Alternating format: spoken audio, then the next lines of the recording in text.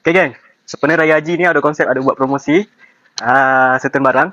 So jom aku review barang apa yang ada promosi kat ada konsep. Okay geng, ini antara barang promo yang kita buat.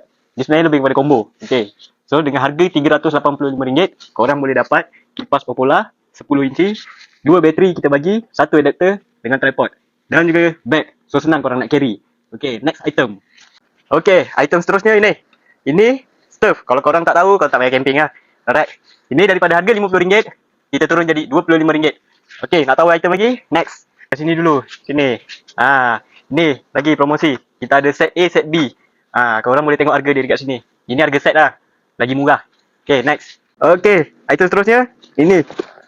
Kerusi Mobi Garden. Daripada harga RM299, kita turun RM260, geng. Item seterusnya, ni.